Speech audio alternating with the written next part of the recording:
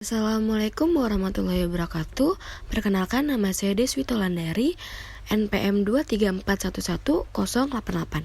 Saya dari kelas manajemen 23A. Di sini saya akan menyelesaikan tugas ekonomi mikro tentang berpikir seperti seorang ekonomi.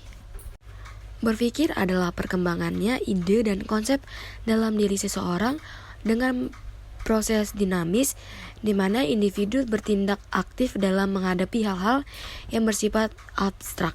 Ekonomi berasal dari bahasa Yunani yaitu aikos nomos yang berarti tata laksana rumah tangga atau pemiliknya, di mana dalam pengertian ekonomi tersebut menunjukkan sebuah kondisi yang merujuk pada pengertian tentang aktivitas manusia, khususnya pada usaha untuk bisa mengelola sumber daya yang ada di lingkungan sekitarnya sebagai alat pemenuh kebutuhan hidup.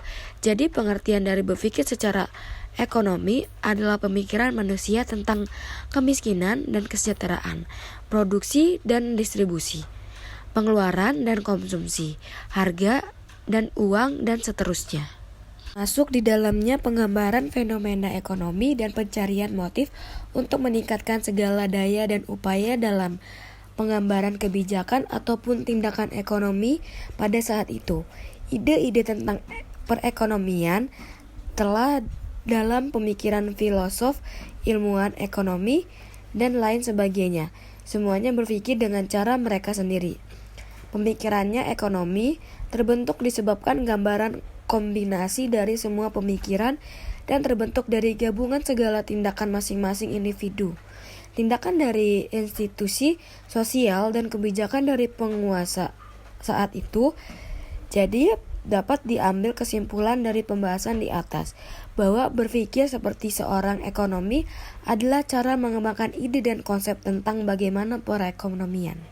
Selanjutnya, pemahaman para ekonomi yang tidak pernah sepaham. Perbedaan dalam nilai-nilai.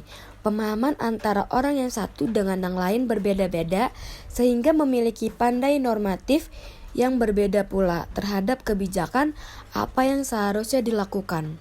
Perbedaan dalam penilaian ilmiah. Perbedaan pendapat untuk alasan yang sama.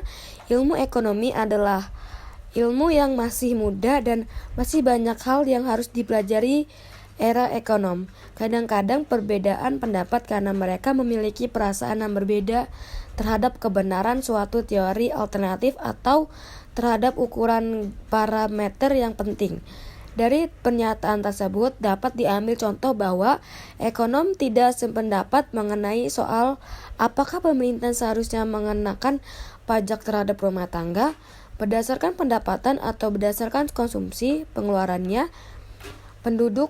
Kebijakan para berdasarkan konsumsi percaya bagi pajak berdasarkan konsumsi akan mendorong rumah tangga menabung lebih banyak karena pendapatan yang ditabung dikenakan pajak.